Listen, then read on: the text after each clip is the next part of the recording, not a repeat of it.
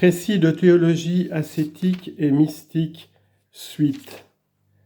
La charité, suite. Pour ce qui est de sa gloire extérieure, nous désirons d'une façon absolue l'agrandir en nous et dans les autres, et pour cela le mieux connaître et le mieux aimer, pour le mieux faire connaître et aimer. Afin que cet amour ne soit pas purement spéculatif, nous nous efforçons d'étudier en détail les beautés et perfections divines pour les louer et les faire bénir, sacrifiant pour cela des études ou occupations qui nous plairaient davantage. Remplis alors d'estime et d'admiration pour Dieu, nous désirons que son saint nom soit béni, exalté, loué, honoré, adoré par toute la terre. Et comme nous sommes incapables de le faire parfaitement par nous-mêmes, nous invitons toutes les créatures à louer et bénir leur Créateur. Bénissez le Seigneur, vous toutes ses œuvres. Daniel chapitre 3 verset 57. Nous montons en esprit jusqu'au ciel pour nous joindre au cœur des anges et des saints et chanter avec eux « Saint, Saint, Saint, le Seigneur Dieu de l'univers ». Nous nous unissons aussi à la Sainte Vierge qui, élevée au-dessus des anges, rend plus de louanges à Dieu que toutes les créatures, et avec elle nous redisons « Mon âme glorifie le Seigneur ». Mais surtout, nous nous unissons au Verbe incarné, le grand religieux du Père, qui, étant Dieu et homme, offre à la Sainte Trinité des louanges infinies. Enfin, nous nous unissons à Dieu lui-même, c'est-à-dire aux trois personnes divines qui se louent et se félicitent mutuellement. Alors nous exclamons « Gloire soit au Père et au Fils et au Saint-Esprit ». Et afin qu'on sache que ce n'est pas la gloire des louanges créées que nous souhaitons à Dieu, mais la gloire essentielle et éternelle qu'il a en lui-même, par lui-même, de lui-même, nous ajoutons « ainsi qu'il l'avait au commencement, et maintenant et toujours ». Comme si nous disions par souhait qu'à jamais Dieu soit glorifié de la gloire qu'il avait avant toute créature en son infinie éternité et son éternelle infinité. Ce sont surtout les religieux et les prêtres qui se sentent obligés par leurs vœux ou leur sacerdoce à promouvoir ainsi la gloire de Dieu.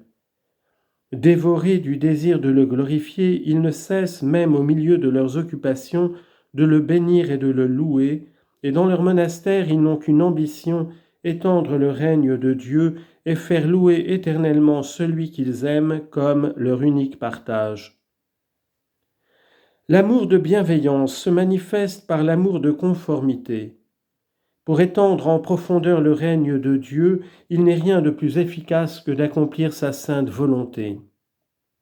Que ta volonté soit faite sur la terre comme au ciel. L'amour en effet est avant tout l'union, la fusion de deux volontés en une seule. Unum velle, unum nolle. Et comme la volonté de Dieu est seule bonne et sage, c'est nous évidemment qui devons conformer notre volonté à la sienne. Non pas ma volonté, mais que ta volonté soit faite. Luc chapitre 22, verset 42. Cette conformité comprend, comme nous l'avons exposé, l'obéissance aux commandements, aux conseils, aux inspirations de la grâce et l'humble, affectueuse soumission aux événements providentiels, heureux ou malheureux, aux insuccès, aux humiliations, aux épreuves de toutes sortes qui ne nous sont envoyées que pour notre sanctification et la gloire de Dieu. Elle produit à son tour la sainte indifférence pour tout ce qui n'est pas du service de Dieu. Persuadés que Dieu est tout et que la créature n'est rien, nous ne voulons que Dieu, son amour et sa gloire, et restons indifférents par la volonté à tout le reste. Ce n'est pas l'insensibilité stoïcienne, car nous continuons à sentir de l'attrait pour les choses qui nous plaisent, mais c'est une indifférence d'estime et de volonté. Ce n'est pas non plus le laisser-aller des quiétistes, nous ne sommes pas indifférents à notre salut, nous le désirons ardemment, mais nous ne le désirons qu'en conformité avec la volonté divine. Ce saint abandon produit une paix profonde. on sait que rien ne nous arrivera qui ne soit utile à notre sanctification. Dieu fait tout concourir au bien de ceux qui l'aiment. Romains chapitre 8, verset 28. Et c'est pourquoi on embrasse avec joie les épreuves et les croix, par amour pour le divin crucifié et pour lui ressembler davantage. Ainsi, la conformité parfaite à la volonté de Dieu, dit Bossuet, nous fait reposer dans la douleur comme dans la joie, selon qu'il plaît à celui qui sait ce qui nous est bon. Elle nous fait reposer non dans notre propre contentement, mais en celui de Dieu, le priant de se contenter et de faire toujours de nous ce qui lui plaira. Cette conformité nous conduit à l'amitié avec Dieu. L'amitié emporte, outre la bienveillance, la réciprocité ou le don mutuel des deux amis. Or, c'est bien ce qui est réalisé dans la charité.